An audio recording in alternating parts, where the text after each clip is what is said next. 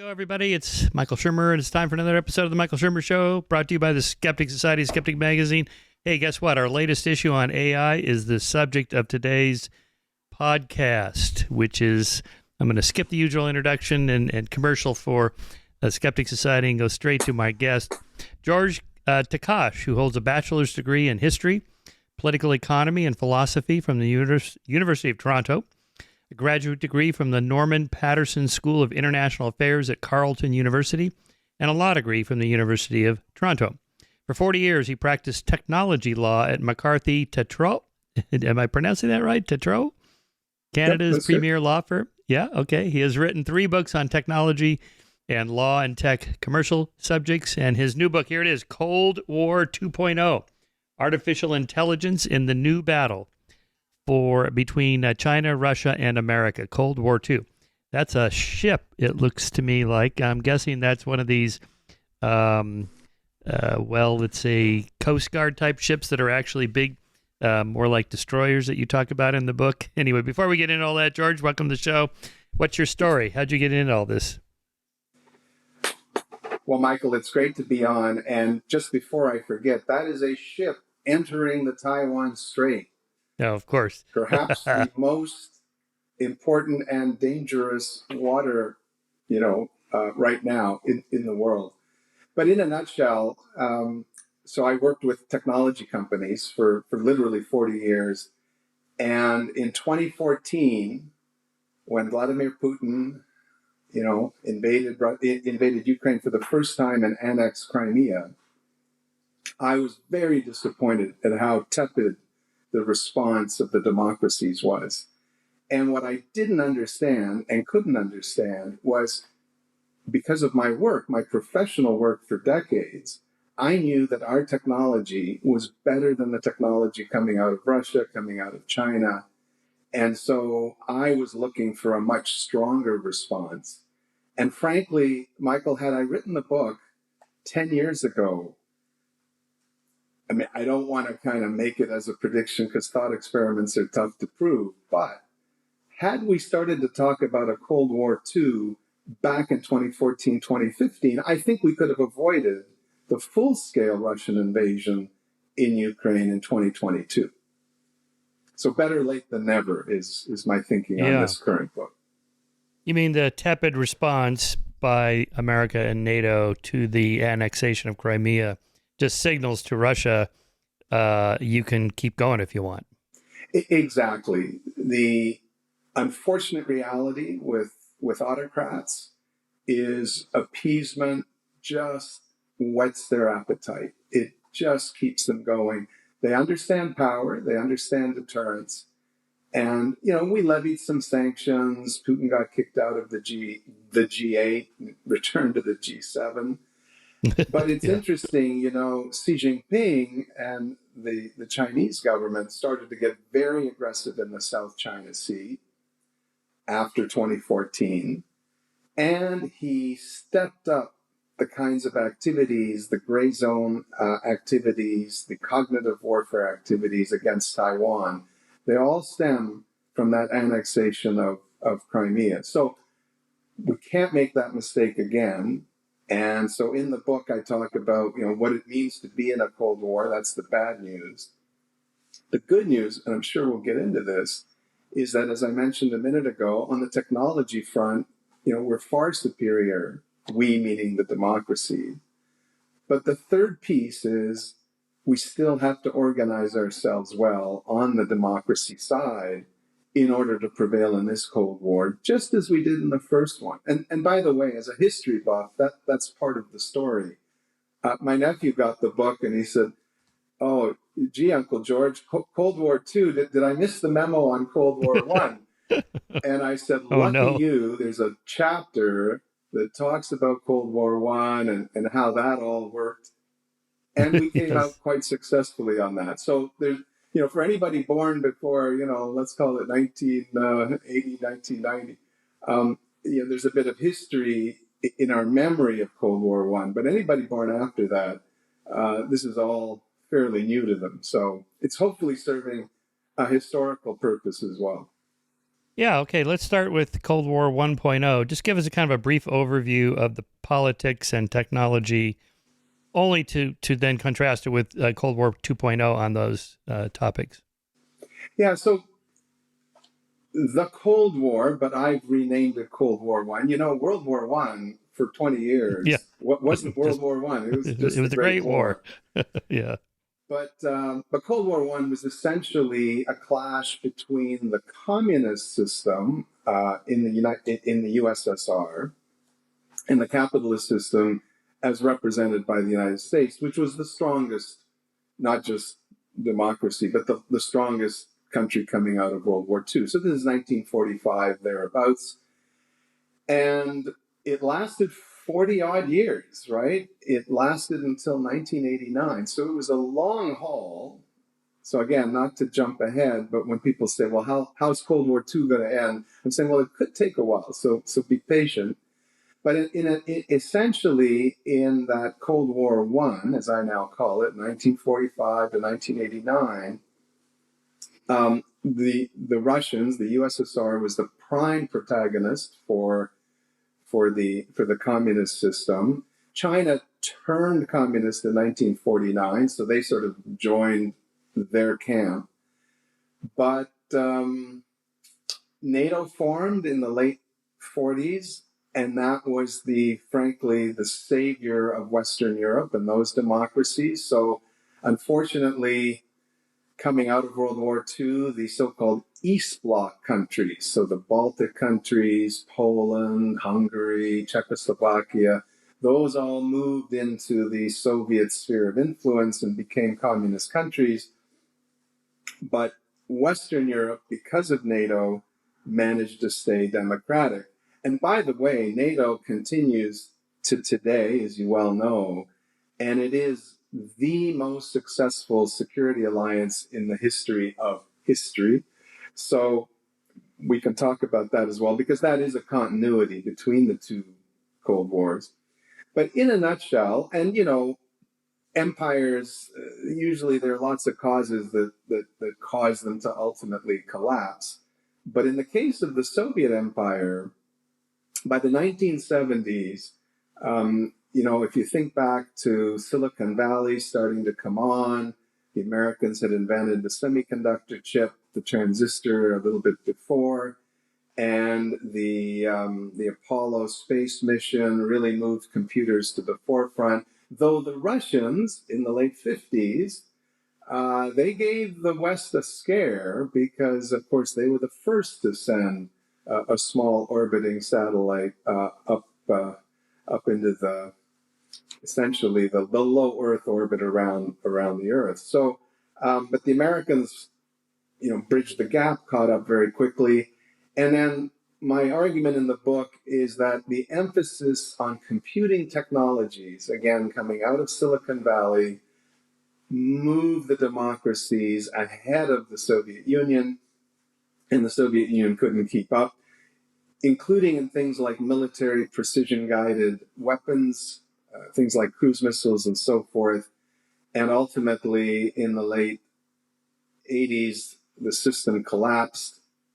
The East Bloc countries all became independent, and most of them have joined NATO. And the Soviet Union itself collapsed.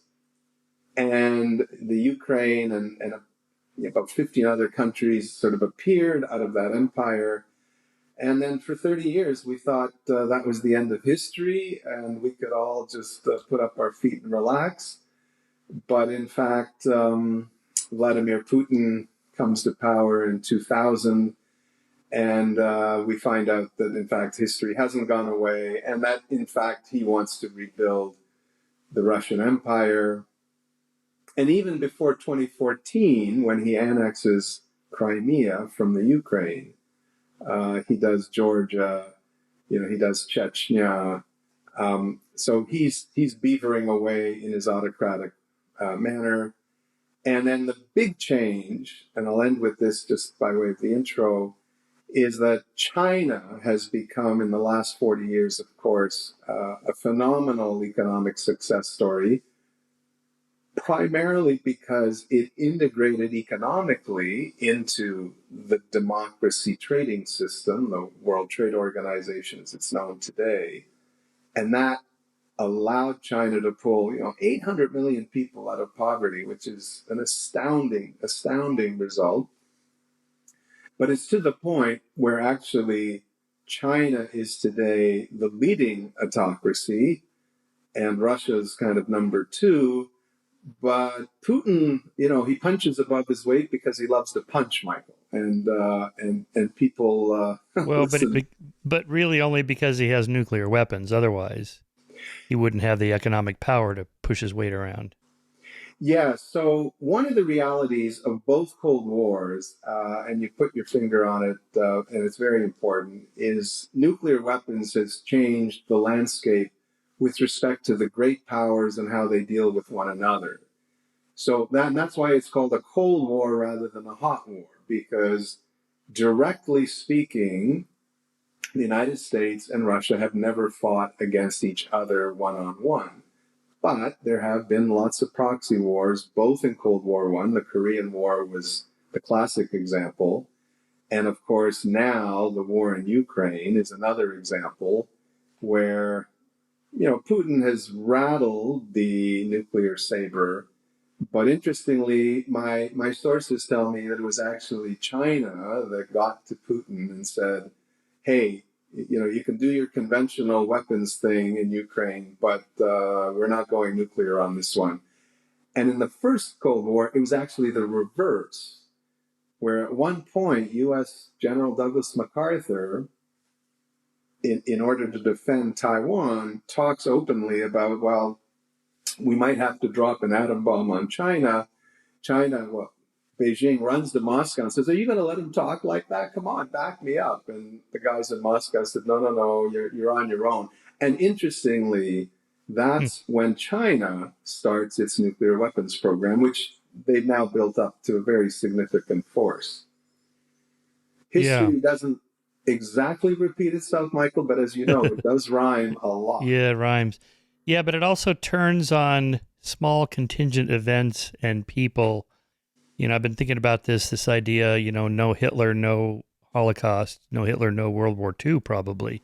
I mean, his own generals didn't think they were ready in 1938 at Munich. Had Chamberlain not appeased him, had Britain and France mobilized, I think they would have backed down. And, had it been somebody else and the Weimar Republic kept going, or just some more moderate dictator without such ambitions, none of that would have happened. So we wouldn't have nuclear weapons because the only reason we have those is out of fear that the Germans were building them. So there's that. And then Putin, I was watching that documentary series, The Turning Point on Netflix. What is it? The Cold War and the Bomb. Did you see that, the Netflix series? Yes, I did. Very interesting program. Really interesting. I mean, you probably know all that way better than I do, but there's that moment where Yeltsin was, seizing power from Gorbachev. Then he kind of cruises along for a few years, and then he has his alcohol problems, and he's kind of failing as a leader. And he's like, well, I better handpick somebody new. So he tries one guy, that doesn't work out. Second guy, that doesn't work out. Third guy. And then he's like, all right, I don't know. How about that guy there, that KGB guy? Let's just put him in and see what happens. This is just a quirky little thing. It could have been somebody else that didn't have those kind of ambitions. And even Trump, I know you're not a Trump fan, neither am I. But people often think, well, this is a trend. We're trending toward autocracy in America. Is it really a trend? But for the quirkiness of our electoral college system, Hillary had the general election. She had the most votes. She would have been president. And instead, we'd be talking about the moral arc keeps bending. We had our first black president. Now we have our first female president. And things are going great. But, he had that one little turn there. And it's like, uh-oh. We're now, it could be if he wins again, that counts as a trend. Right? So... but of course, that's how it went. So we are stuck with this. And Xi, I suppose, I don't know the story of how Xi came to power. I don't know if it's a quirky contingent thing or if it was, building up toward an autocrat like him to take China in this other direction or what. But anyway, that's just a few thoughts on that. Well, So I would take what you just said, but I'd put a slightly malicious spin on it in the sense that, to me, my takeaway, both with Hitler, with Mussolini, who was the Italian equivalent, back in the 30s and the 20s, and today with Trump and Xi Jinping and Putin, the spin I would put on it, it's really easy for bad people or people with bad intentions to come to power because it's so easy to inflame a lot of people and get them all riled up. And democracy, at the end of the day, is an incredibly fragile structure. And, Benjamin Franklin said it, maybe apocryphally, right? He's coming out of the building in Philadelphia where they're putting together the new Constitution, and the woman says, "Oh, what have we got?" And he says, "Well, madam, you've got democracy if you can keep it." And unfortunately, democracy within itself, in effect, sows the seeds of its own demise if you're not careful, right? Freedom of speech, freedom of protest, all these rights that are wonderful. And now with social media, which I think is a huge theme in the book, and it's a theme in our society, all these wonderful technologies like the internet that have such fabulous uses, and you and I have profited immensely from them. And I don't just mean financially, I mean psychically, right? And psychologically. But the bad guys are putting them to terrible use. I mean, China has a surveillance society that is simply outrageous, right? They track everybody through facial recognition. They have a social credit score where they keep track of people.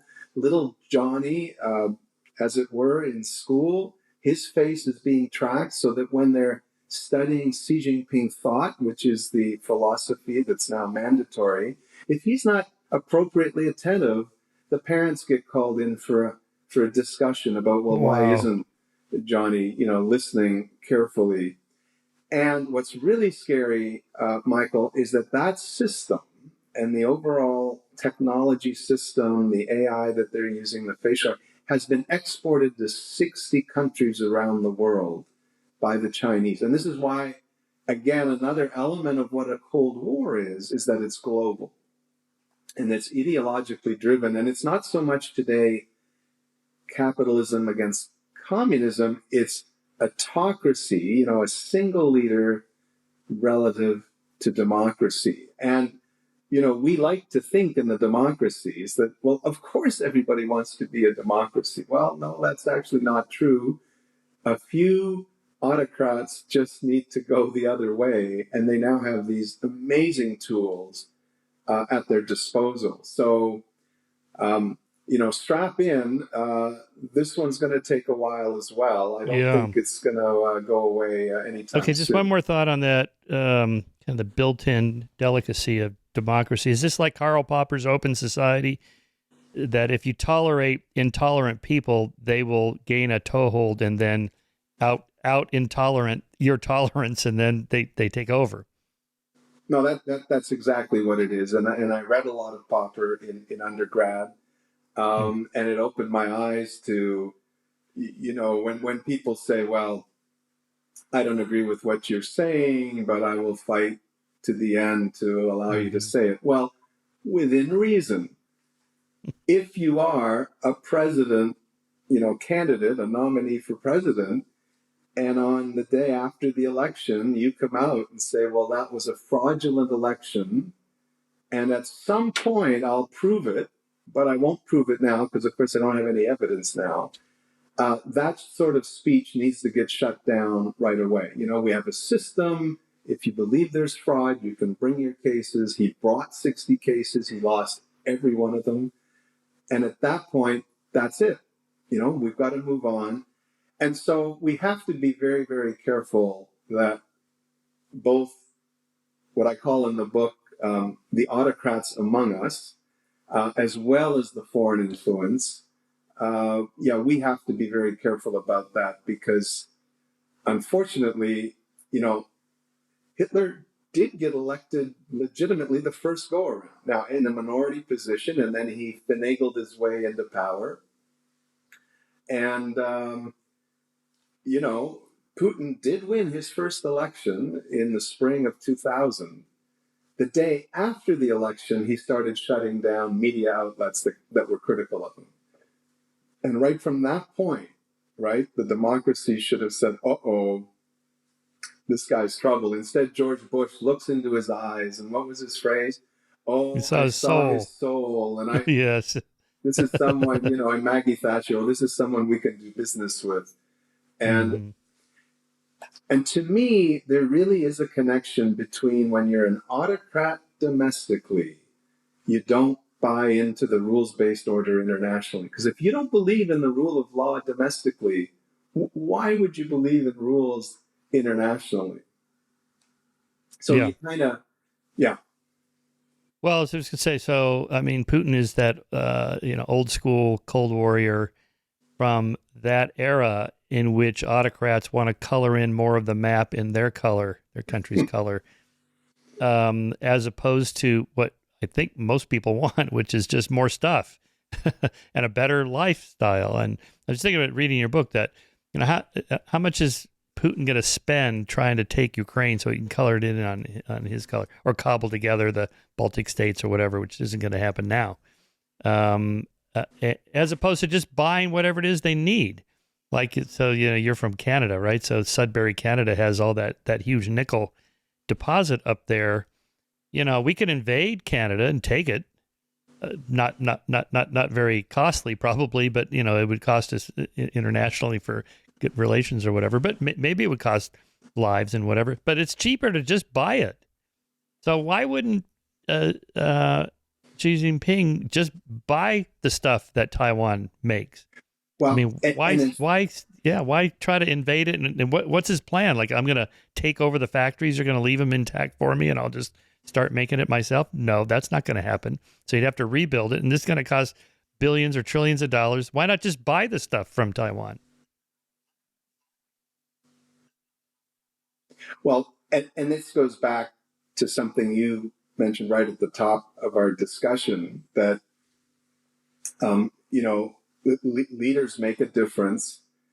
And if you look at Japan and Germany, right, in the 1950s, they made exactly the change in their minds that you just spoke about.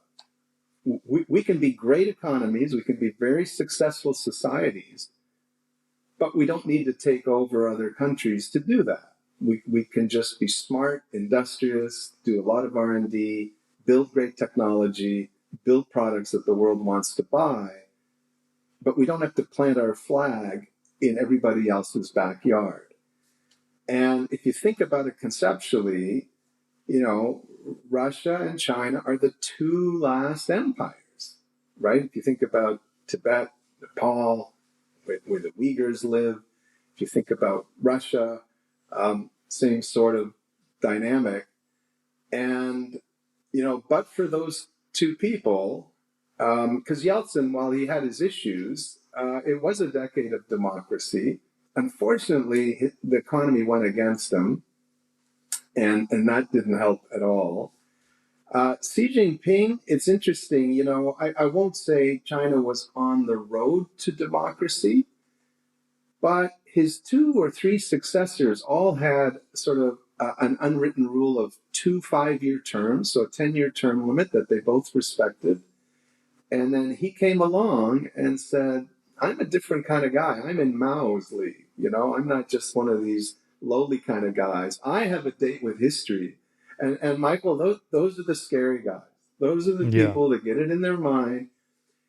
In the book, I have some plates, some images, and one is from the 2023 textbook that shows a map of China, and they've already penciled in Taiwan. Mm. And it's is that this one here? Yes, it's the bottom one. It's the bottom one. The bottom. Yeah. Where it's hard to see, but yeah, it's literally Taiwan is a province of China. And Unbelievable. unfortunately, Xi Jinping has made it a big, big deal. When he met with Biden in San Francisco last November, and Michael, you know how these things go. They sit down, the leaders and all their staff, and then they each have their lists of issues that they're going to want to talk about. And number one on Xi Jinping's list was Taiwan. And to your point,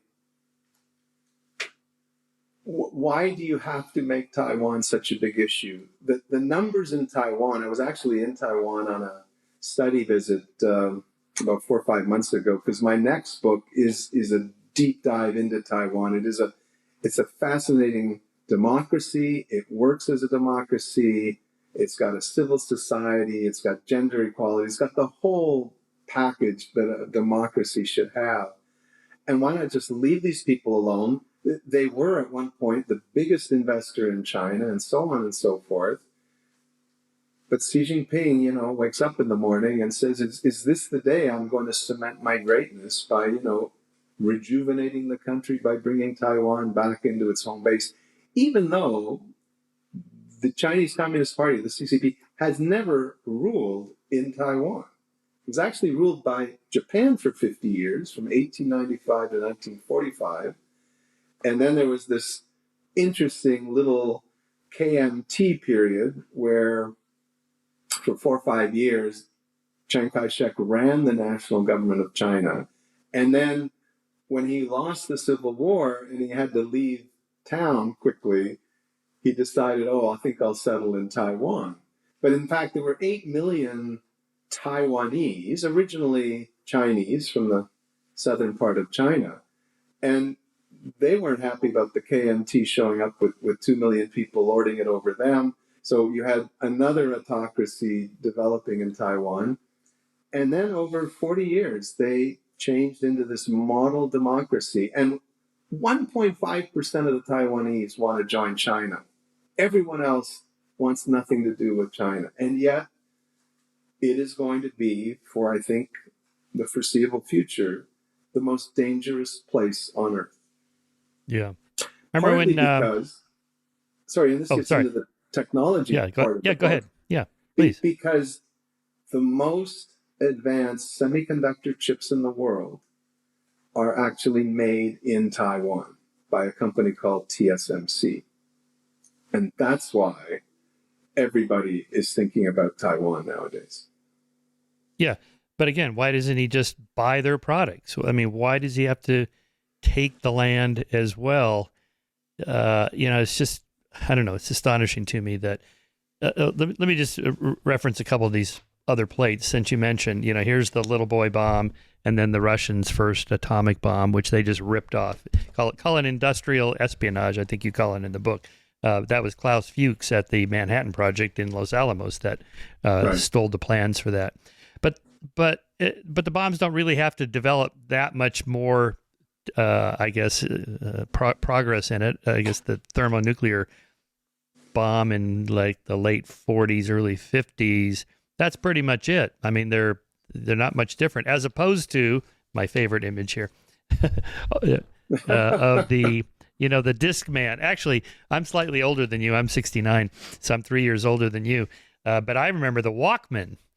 Because in the 80s, when I took up bike racing and I spent a lot of time just riding my bike, I listened to books on tape, and I would stuff a bunch of cassette tapes in my jersey pocket with my little Sony Walkman and have to rewind it and flip it at the halfway point and so on. So the Discman was, but if you were Russia just ripping this off, they'd still be stuck with the Discman instead of having the iPods. At some point, you have to have freedom to develop technology, and for that you need markets. And so again, why is it that these autocrats just think, well, we're just going to steal their stuff and be stuck at that level? Why not say, why don't we develop our own through freedom? But here's what's a little bit different between, or a lot different between Cold War I and the current Cold War, and why I call the book Cold War 2.0, which obviously is a reference to the high-tech dimension of the world today. And I use that, original atom bomb example to show, frankly, how simple, relatively speaking, it was to rip off, an invention from a democracy and then take it into an autocracy and reproduce it. What's fascinating today is that the most advanced semiconductor chips, they're the size of your little fingernail. They have 100 billion transistors, and they run your smartphone, your cars. As a bike racer, I don't know if you have that one in your basement where you can dial up on the screen, any bike I course don't in ride Europe bikes in the basement. and all that sort of stuff. So anything today with Yeah. an on-off switch and powered by electricity has these chips in it. But here's the thing. The machine that makes these chips actually isn't made in Taiwan. The machine itself is actually made in the Netherlands, in Holland. And it's a cool $500 million to buy one of these machines. And within that machine, there are two other components. And I'm just going to describe one for a minute because as a non-techie, as it were, I'm just always blown away when I hear about some amazing technology. So there is a laser in this machine that takes tin, boring tin, and it pulses and makes the tin into a liquid drop. And then there's another pulse, and it takes the liquid drop and vaporizes it. And this vapor then settles as part of the wafer manufacturing and so on and so forth. But here's the thing, Michael. These two zaps happen 50,000 times a second. Oh. So you just have to let that sink. And then through optics, because all of the design is happening almost at the molecular level. And it took the Dutch company ASML and its German partners, because the laser and the optics come from Germany. It took them 20 years to come up with this machine. And the Chinese have copies of this machine, like they have the units and they have the chips. But it's not just that first atom bomb. They don't know how to make their own because the technology is so complicated. And so when the Biden administration in 2022, in the fall of 2022, starts to cut off the export of not only the chips, but this machine that makes the chips, the ASML machine from Holland, the Chinese go non-linear. They're just beyond themselves because it's impacting not just their military, but their economy. And what I call for in the book is a general technology decoupling between the democracies and the autocracies.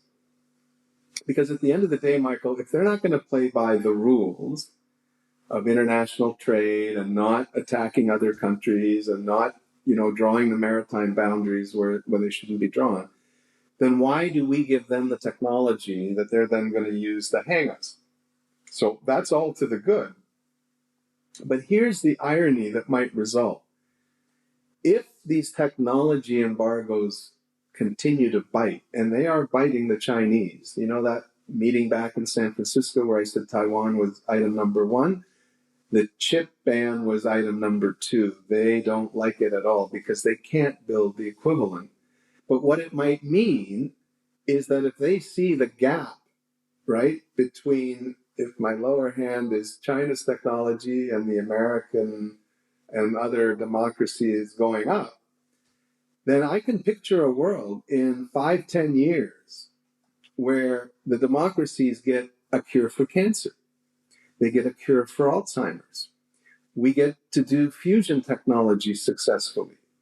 We're the ones who do artificial general intelligence, which is going to be way more powerful than the current AI. And if all of that's happening in the democracies, and it's not happening in China or Russia, then those populations at some point are going to say, well, hold it. I thought our deal was we wouldn't participate in democracy, but we get a good lifestyle. But hey, they've got the cure for cancer. They've got the cure for dementia. It's saddling our own societies tremendously.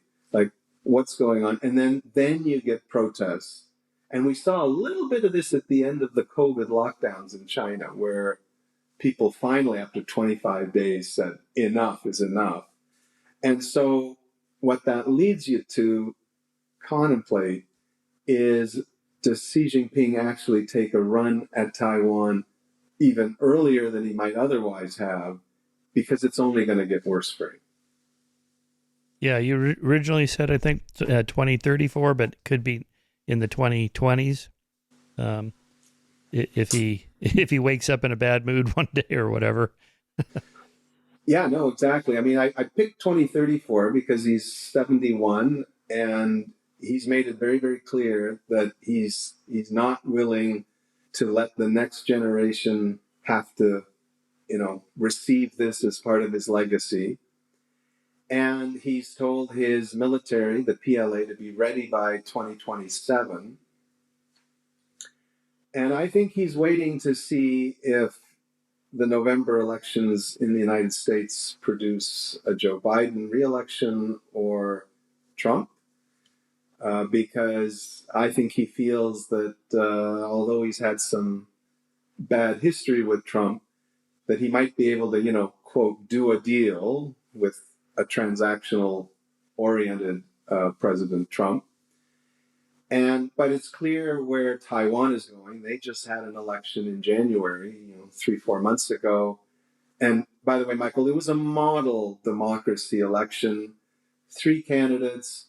The 2 who lost got up on stage, graciously conceded. I mean, it was just the way democracy is supposed to be done. And of course, Xi Jinping just goes crazy when he sees this, because he says that, of course, Chinese people are not predisposed to democracy. They like Confucian autocracy. And it's just not true when you actually see it in Taiwan.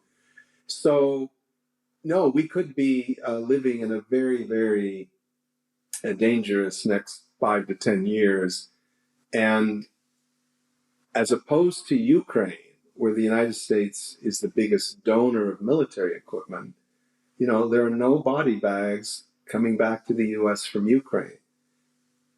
In Taiwan, when you look into the war scenarios that are played out in the Pentagon and some of the think tanks in Washington, within 2 weeks of the fight breaking out, 2 aircraft carriers go down, American aircraft carriers, 20 support ships, and that's 25,000 dead within 2 to 3 weeks. At that point, a few things start to happen, one of which is the U.S. is sort of tolerating people still dealing with Russia, India, Brazil, South Africa, even China. When 25,000 body bags come back to the U.S. is actually going to clamp down and say, nobody's doing trade with China, like at all. And Europe shuts down, Taiwan, everybody shuts down. And that's going to produce a huge social reaction within China, massive unemployment. Now, it'll produce a worldwide recession as well. Go into your nearby Walmart and you see how much merchandise is made still even today coming from China. So we're all hoping, that that's precisely the dynamic that would cause Xi Jinping to wake up every morning and say, maybe today is not the day. But it does mean that, who was the famous, was it Greek or Roman? If you want peace, prepare for war. Yeah. And that's what the U.S. has to do. And my core message in the book, and this is actually why I'm delighted that it came out, with several months between now and the election, is that the thought in some U.S. circles, particularly in certain elements of the Republican Party, that the U.S. can go it alone is just not realistic. So again, back to that chip technology, Yes, the Biden administration is funding all sorts of new chip production plants in Arizona and in other places, but that's a drop, in the ocean. Taiwan is still where these things are going to be made for the most part for this foreseeable, the next 20, 30 years. But it's the equipment coming from Europe. It's the wafers. They come from Japan. I mean, it takes an entire democracy village to make this all happen. But even our defense spending, which is going to be going up over the next number of years, including in the US, Poland just put orders in for $40 billion worth of military kit, half of which is being made in South Korea. I'm in love with Taiwan, Michael, but I'm also in love with South Korea. They have done for tanks and armored personnel carriers and artillery pieces what they did for the automobile with Kia and Hyundai. Yeah, it's not quite a BMW, but it's 80% and it costs 40%. And so the reason the US protects South Korea and Japan is not just, because, we've been there for all these decades. It's in the exact national best interest of the US to have those two countries produce the kinds of technologies and products that they have the industrial base for. And there's no way you're going to reproduce that in the US. Now, what the US is doing, just to finish the thought, is they're trying to counter China's mass and its huge navy that's growing by leaps and bounds every year with a bunch of AI-driven drones, because they're looking at the Ukraine war and they see how well Ukraine has done in the Black Sea. But at the same time, don't you want a bunch of battleships being produced by South Korea and Japan? Yes, you do. And together, we're so much stronger as a community of democracies. And so what really worries me is that if Trump gets in, that isolationist group, if they rise in ascendance, and you know how it is with Donald Trump, it's sort of the last voice that he hears in his head in the meeting room or in the Oval.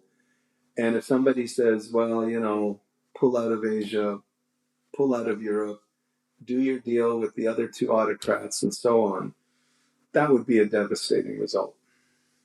For the international community, you mean, because we are the biggest, I guess, protector, policeman on the block. Maybe this is why we need all those bases. You always hear liberals complaining about, we have 900 plus military bases around the world. What do we need them there for? I just heard RFK Jr. talking about this. If I get president, I'm going to close all those bases. I'm guessing no, you're not, because there's a reason for those bases. I don't know if by treaty we have to have them there, or if it's just good relations with those countries to deter autocrats from hassling them and so on. And then, so what are our obligations for Taiwan? What do we owe them by treaty or just by goodwill or whatever? But Michael, just to maybe drive home the point, the big U.S. military base in Japan is in Okinawa. It's 58,000 American troops. I think it's absolutely a certainty that if China invades Taiwan, Okinawa will be a target, because there'll be missiles flying from Okinawa against Chinese ships and possibly land-based, artillery batteries and missile batteries. And then, in Okinawa, Japanese civilians will be dying in large numbers.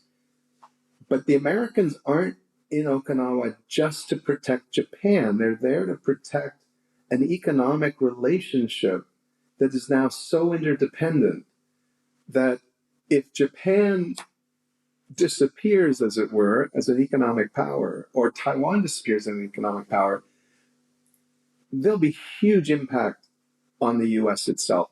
And we got a taste of this a few years ago during the pandemic, when there was a chip shortage, you may recall, in the auto sector. Oh, yeah. And car companies in Michigan and Ohio and in the Midwest, they all shut down because guess what? The chips weren't coming in inventory to build into the cars. That's how interdependent the democracy world is. And there's nothing wrong with that. So, yes, they're there to protect the concept of a free Japan, but they're also there to protect their own interests. To your point about Taiwan, this is a fascinating part of the book, which, again, a lot of people perhaps aren't aware, but when China went communist in 1949, the previous government in China, the KMT, moved to Taiwan, and it was anti-communist, and so it was sort of automatically protected by the United States and came under the American wing of, global protection. But interestingly, in the 1970s, when China was still communist but ready to start kind of opening up to the world, China said to the world, look, if you want to come and do business with us in China, and it was a huge business opportunity because they were way behind. They needed roads, cars, everything. If you want to have that entry into China, you have to cut your ties with Taiwan. And so just think about it from Taiwan's perspective for a moment. You're 100 miles from China, this huge behemoth. Today, it's only 24 million people. I think back in the 70s, it was probably half that. And America, which had a defense treaty with Taiwan up to that point, said, well, we're actually going to do business with the Chinese on mainland China, so we'll see you guys later. But you can keep buying weapons from us. We're happy with that. So to make a long story short, there is no defense treaty with Taiwan, the way there is with Japan and South Korea and the Philippines and Australia.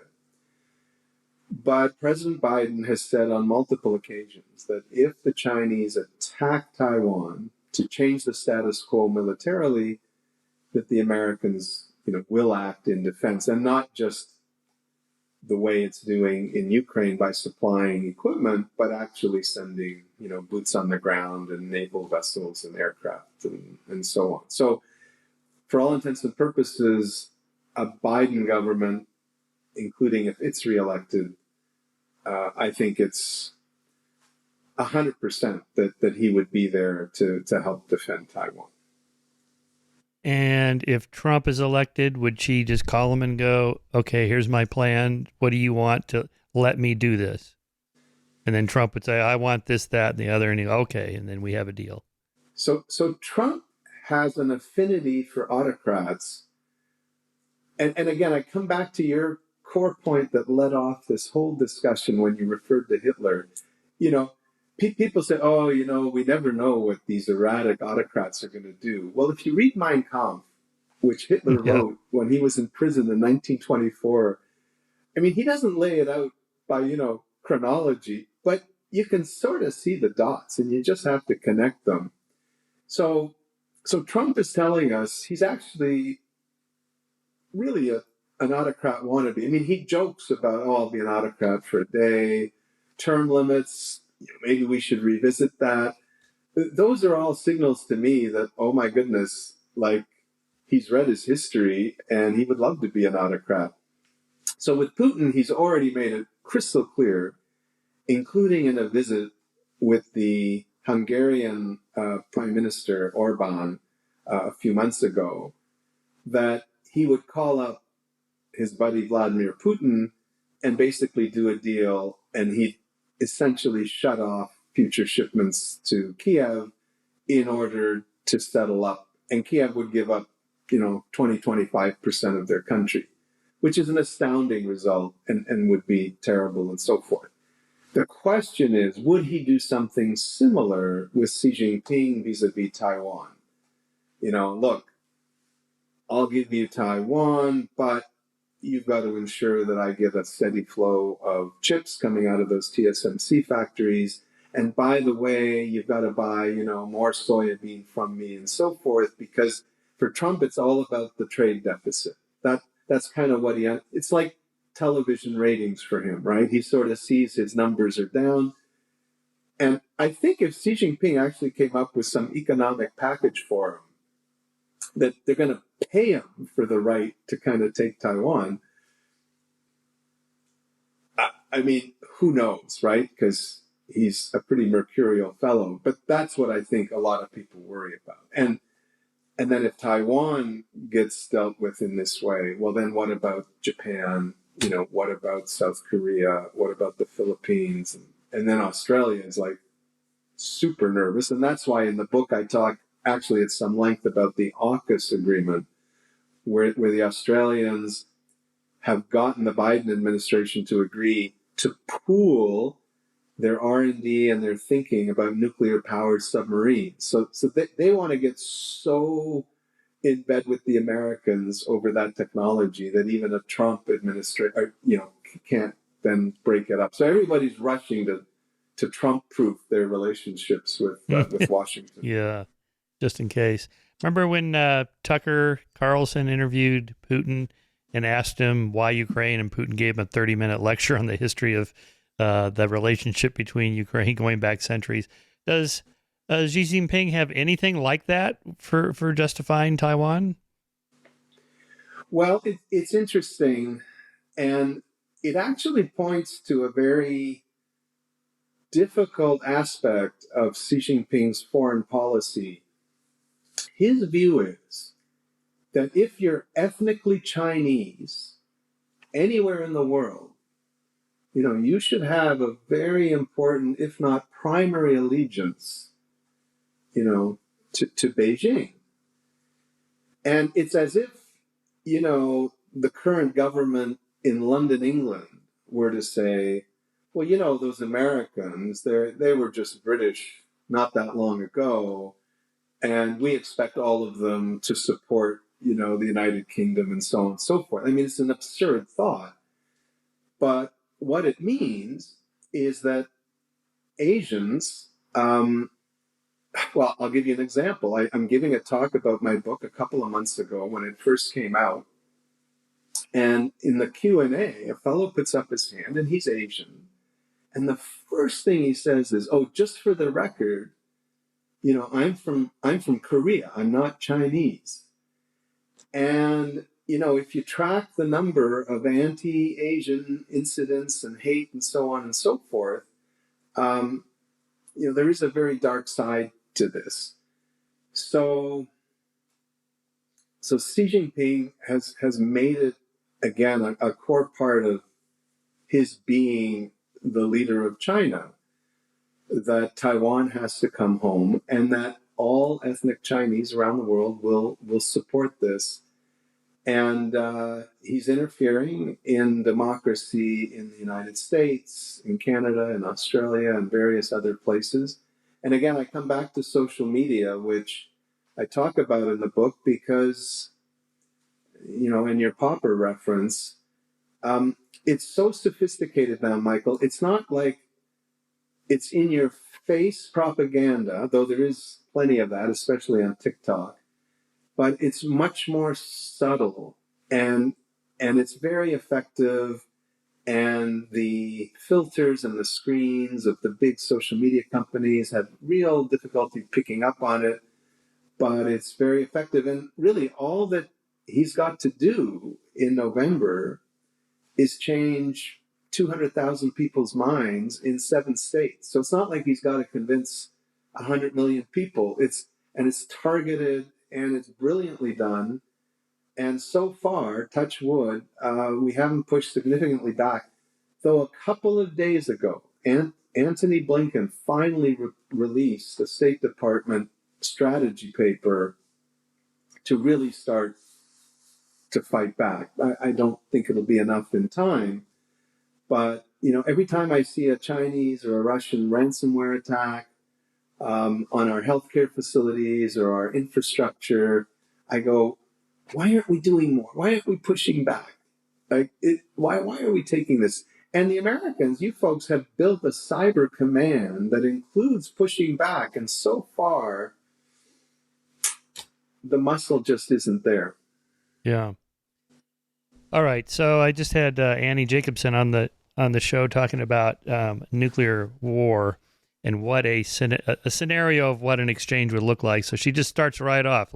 First minute, here's what happens, and then at minute 12, this happens, and then before you know it, it's the end of the world. All right. So I'll read a paragraph from this, and you can pick up here. This is after the first initial missile launch by China against Taiwan. As anticipated by Taiwan and the U.S., 15 minutes after China starts hostilities, it releases a second wave of missiles. Unexpectedly, though, this second round of Chinese projectiles is not armed with explosive warheads. Rather, it contains canisters filled with a biological virus that within minutes of releasing their active agent in Taiwan and on naval vessels, presumably American naval vessels too, will cause millions of Taiwanese and thousands of American sailors and other service members to double over in pain with intense stomach cramps, essentially disabling them for 2 days. These victims will not die, at least from the biological agent, but they will be unable to perform their military duties for what will be an uncomfortable 48 hours of their lives. When, a few hours after the second missiles deliver their biological payload, Chinese paratroopers begin to land on the island, followed by several 100,000 Chinese amphibious troops. They will be immune to the viral agent because they have all taken the required antidote in the week leading up to the attack. I mean, that's enough right there. Okay, I'm worried. And that's just one paragraph out of pages of the insanity that this could be. You call this the Battle of Taiwan Strait. Okay. Yeah. All right. So this is probably going to happen, right? This is not like the nuclear scenario. Well, it's probably not going to happen. If it does, it's disastrous. Let's hope it doesn't happen. This is probably going to happen. So, wow. What are the consequences of that? How many Taiwanese would die? Right. And that company, the chip maker company, TSMC. Yeah, would they self-destruct? I mean, would there be something like, we're not going to let you have this, we're going to just destroy it? So a couple of quick thoughts. So on the nuclear question, and it's an important one, but to your point, and you mentioned it a couple of times, because the consequences are so dire, including to the country that launches them, because we still haven't been able to control wind patterns and so forth. So I think that just as, frankly, Moscow and Washington have worked out a deal over non-nuclear use for Ukraine, so long as certain parameters are respected, I think Beijing and Washington would do the same in a conflict over Taiwan. In other words, American missiles, for instance, from Okinawa, they might not be, shot randomly into China in random military bases on the western side of the island, et cetera, et cetera. As long as everybody kind of keeps to the rules of this particular war, no nuclear weapons. So I'm with you on that. What I'm referring to there with the biotechnology agents, so the book talks about artificial intelligence, semiconductor chips, especially the sophisticated ones that you need to run the artificial intelligence. Then I also talk about quantum computing, which is a whole new kettle of fish. But I include biotechnology as well, because what we've been able to do in the biotech space is kind of like what we do with software in the computer world. We essentially can program computers to do all sorts of things, and increasingly now even artificial intelligence. We've been able to do that in the biology world and medicine, but not in an environment that's inherent to us in the sense that we didn't invent biology. That was 4.5 billion years of evolution, but we figured out enough that we can go into the cell and we can start to, edit the DNA, we can fiddle out the genome and so on and so forth.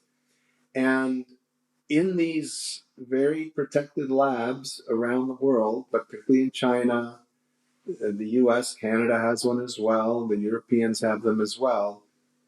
These biological agents are all being developed And so that scenario that I talk about is a very realistic one, and people in the military train against it, from the World War I days, the gas mask and so on. So, you now have these EpiPens, as it were, to try to counteract the latest, but it's like an arms race, right? They develop a more, current updated version of some virus, and then we have to react, and then vice versa.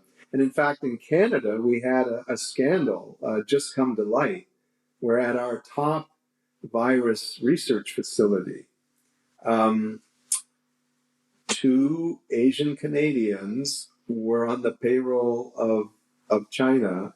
And in fact, all sorts of information went over, and the top researchers now working in China, like for the bad guys and so on and so forth.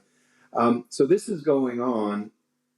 And it just, to me, illustrates again why we have to shut down the relationship, unfortunately, but it has to be done, between the democracies and the autocracies on a lot of this science. We can't have American bio researchers working with their counterparts in China anymore. And I understand that that's going to be a difficult result.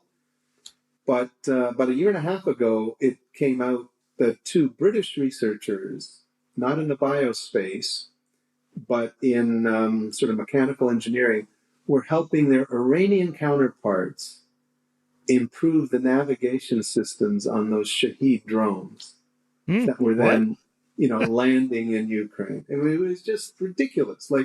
So this is part of, again, why, unfortunately, we need to call it a Cold War, which I know gets people upset and nervous, and that's the unfortunate part.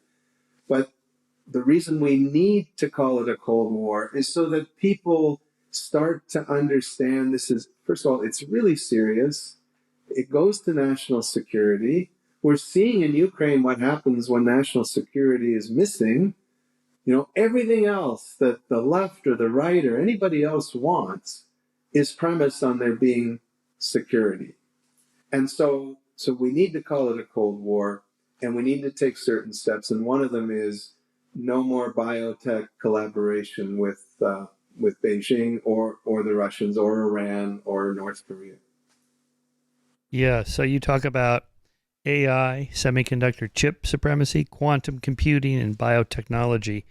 Yeah, I had Michio Kaku on the show last year with his quantum computing book, and it was astonishing. If we can achieve this, it'd be just like orders of magnitude better than, say, from the Sony Walkman to the iPod. It's going to be like that, but even more. But you also talk about, like, we're not there yet. So you have, I think you mentioned like 4 different scientists at Caltech alone are trying different avenues. But whoever gets the first breakthrough, then everybody's going, yeah, okay, we're going to go with that one. But if you're not part of the community of nations that talks to each other and publishes articles and shares information, then you're not going to get that. So again, going back, why would Xi Jinping not listen to our diplomats or whatever that tell him, look, if you hands off Taiwan and we're going to trade with you and you're going to make trillions of dollars for your people, then you can be a great man by doing that. Why would he not respond positively to those kind of market forces? So one of the things that I talk about in the book that is it's a good news, bad news story about autocracies is autocrats exercise this immense power, relative to the leader of a democracy. Because, I mean, you just saw what, Joe Biden had to go through to get his security bill approved for, Ukraine, Israel, Indo-Pacific, and TikTok. I mean, it's a checks and balances system. And the founders created it that way because they wanted to avoid another king. So in an autocracy, the autocrat does absolutely anything that he wants, and it's usually a he. That's the bad news. The good news is that that's actually a very poor decision-making system. And when you don't have anybody speaking, truth to power, or you don't have multiple inputs, you make really dumb decisions from time to time. So Putin's invasion in 2022, I bet you he regrets that. I bet he says, "Oh, geez, yeah, that wasn't very good." So, but just a point on that is the reason he made that mistake because he doesn't allow the people around him to speak freely and openly and honestly, this is not a good idea. We're not ready for this, or they have weapons and they have the backing of other countries, and this may not turn out the way you think it is. But they're afraid to say that. Remember that there's that meeting. There's a video of that meeting he had with his heads of the different military, and just asking each of them to approve the invasion. And one of the guy goes, "Well, I'm really not sure." He's like, "What?" And he's like, "Oh, never mind." No, but Michael, that is it to a T. And there's actually an entire literature that talks about the ability to take criticism is perhaps the most fundamental principle of the development of democracy and, the general Western Enlightenment. It's when you go, and whether it's papal infallibility, right? It's the same thing. I know what 4 billion Catholics ought to do. I know what 1.4 billion Chinese ought to do. It's an incredible chauvinism and conceit at base. And so, to your narrow question, I think he wanted to hear a message that the Ukrainians will, throw flower petals and rose petals in front of my advancing troops and so on and so forth. And by the way, this has been going on in Russia. The phrase Potemkinism, was all about the chief minister building these fake facades to villages that Catherine would drive through as the Tsarina, proving to her that everything was fine in the countryside. And so he heard what he wanted to hear, and there was nobody around to tell him otherwise. And so, to your previous question, so why doesn't Xi Jinping just sort of, buy into the Japanese solution or the German solution? In my view, it's because there's no longer a group around him. It's not just that he's broken through, the 2 5-year term limit, and he's now well into his 3rd term.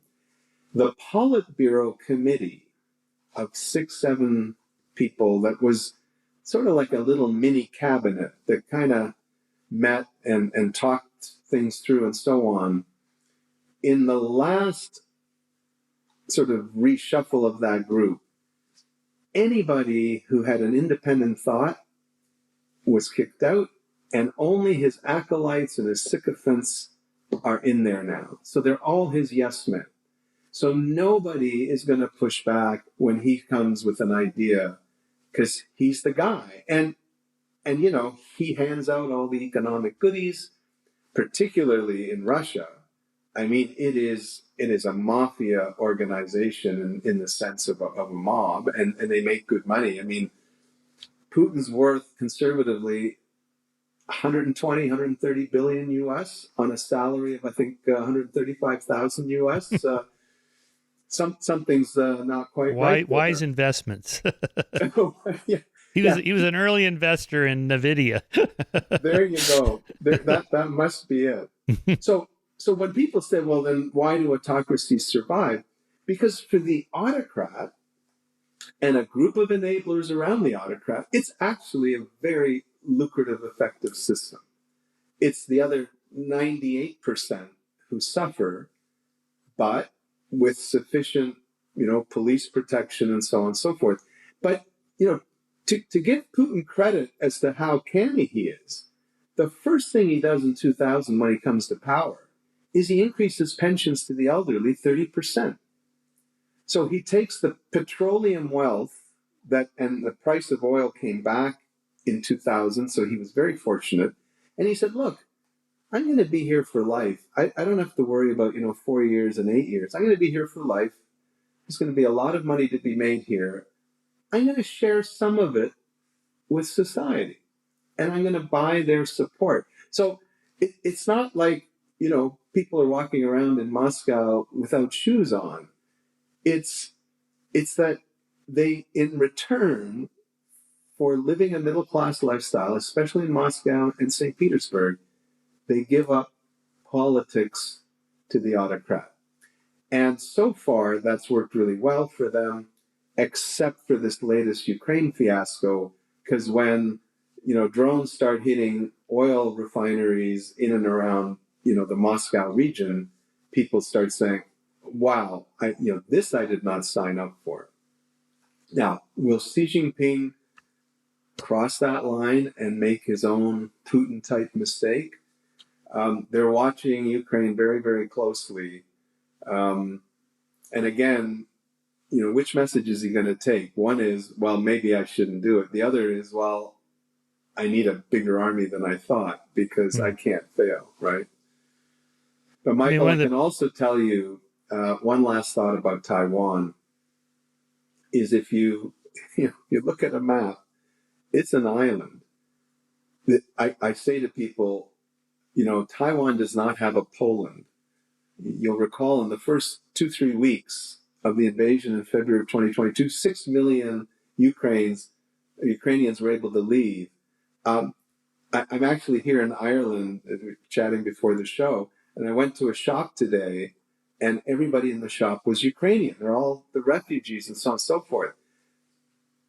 Taiwan does not have a Poland. It will be a bloodbath in Taiwan because 3/4 of the island, by the way, is forested mountains. So there's nowhere to run to. And we all hope. And by the way, it gives me no pleasure to call it a Cold War, right? The extra money that is being spent on the military just in 2023 globally in the democracies, $800 billion. That's $800 billion not spent on education, not spent on healthcare, not spent on pensions. Again, it was the American President Eisenhower who said military industrial complex and so on. So it doesn't give me pleasure, but unfortunately, when you have gentlemen like Xi Jinping and Putin, the only language they understand is force. So that now has to be reinvested. It's like an insurance premium. You've got to pay up the premium. Yeah, that reminds me of one of my favorite films, A Few Good Men, where Jack Nicholson schools Tom Cruise on the stand about you can't handle the truth. We live in a world with walls, and on those walls are men with guns. And Right. You want me on that wall. You need me on that wall.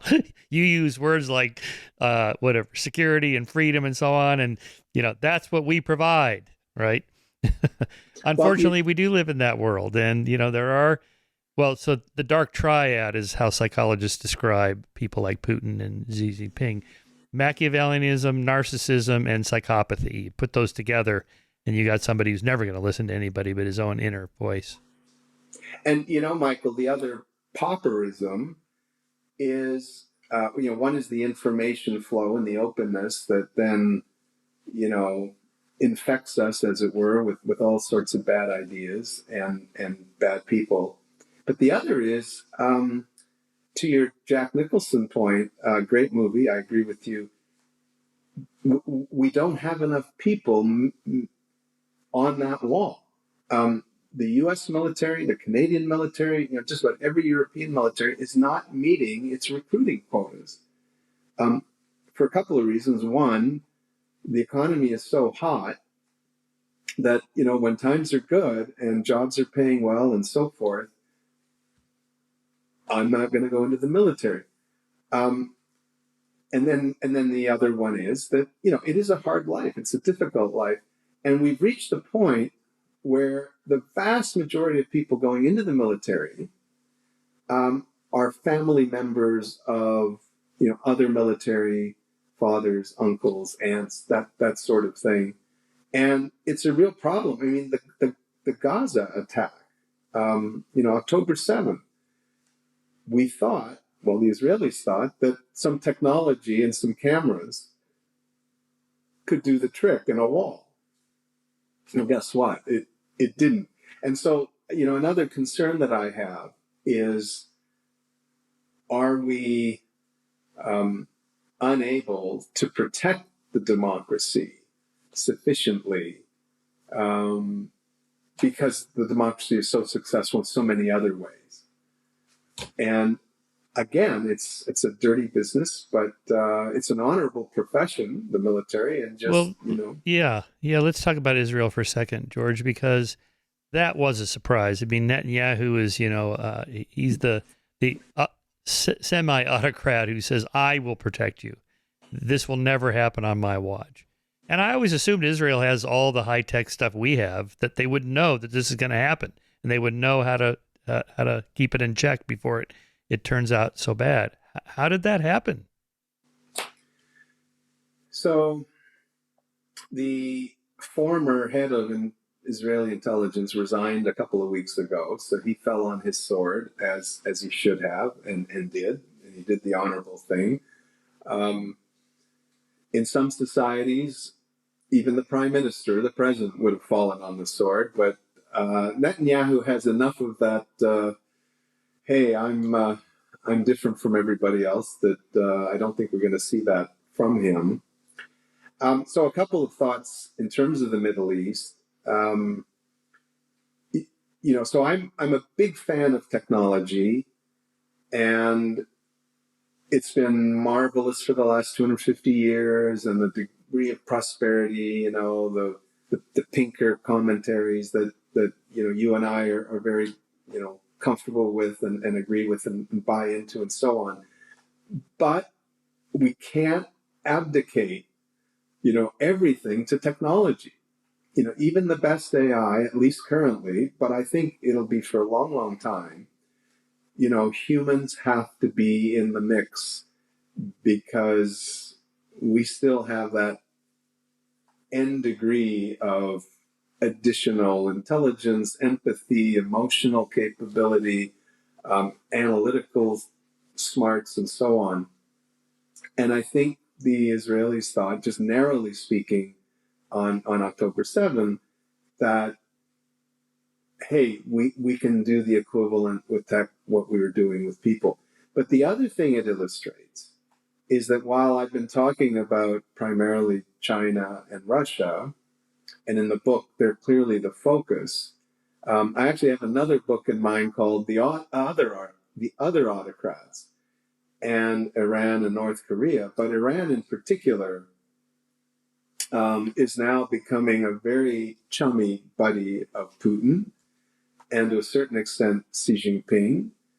And this is a very disconcerting development, that he's finding his sort of wings, and he's not shy about spreading them with Hamas and Hezbollah and the Houthis, what they were doing in the Red Sea. So here we are, right? It's 2024. We got all this technology and a couple of Houthi missiles, and the international shipping market, has to reroute and cost the consumers and trade, hundreds of millions of dollars. So the world is still a very fragile place, and we have to, again, think that we can't just abdicate this to some high-tech solution run by a very select military all by themselves, and we don't have to worry about any of that. That's just not how this is going to work, unfortunately. Yeah, we need better social science and better foreign relations research by people like you to figure out, because it's really a human problem. It's not that the bad guys have the technology, it's the bad guys. How do we solve that problem first? Well, but the other one is resiliency. So Michael, I'll leave you with one stat that I came across recently, and the discussion around it that's really been on my mind. 1 out of 5, so 20% of youth between age 20 and 30 today in 2024 in the democracies think that the autocrats and the autocratic systems are better at providing solutions to their concerns, housing, affordable food, inflation generally, good jobs, that the autocrats are better at that than the democracies, 20%.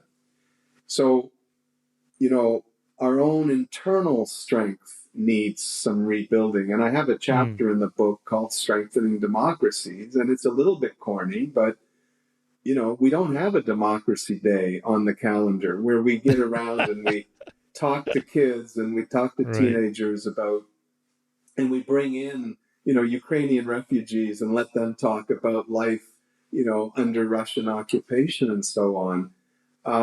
Because they're all just, into their social media networks, they're into Netflix, and the world out there isn't really kind of impending on them. So, it's an internal exercise as well beyond the geopolitical one that we Just a have to be. point of clarification: that 1 out of 5, these were Americans or Westerners, including These were Europeans. North America, so it was the U.S., Canada, and I think Western Europe. Yeah. Oh, okay. No, Oh, it's Western Europe. Yeah, yeah, yeah. That is disconcerting. 1 out of 5. That's not a trivial number. Go ahead and give us your. Let's end it in a positive note here. Your, best points for strengthening democracies. What can we do? so media training, analytical training, the kind of approach that I presume you take when you read something.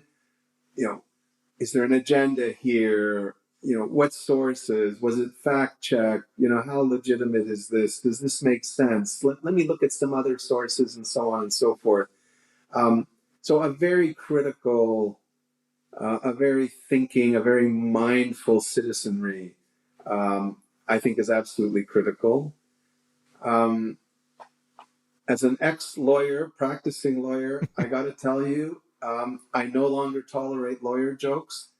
If the U.S. democratic system is going to survive, it will be in some measure, and I think some large measure, due to the justice system, because the courtroom is the last refuge of truth. You can't just blow your way through with a bunch of silly statements that nobody has to believe or verify the truth of and so on. You have to actually bring the evidence. And I think that we should not let lawyers feel badly about what they do. I think it's Certainly, but the problem is, say, the International Court of Law in The Hague. We're going to bring Putin to justice. Well, how are you going to do that? He doesn't play by that. It's like these cult leaders, or the example I was thinking of, the sovereign citizens who don't recognize the United States as a legitimate country. So when they get hauled into court for not paying their taxes or whatever, and they go, I don't recognize the court goes, well, bailiff, take him into prison. Well, you're absolutely right. The international legal system is not as well developed, but the democracies collectively hold about $400 billion US of Russian money that was frozen on February 22, basically at the time of the invasion.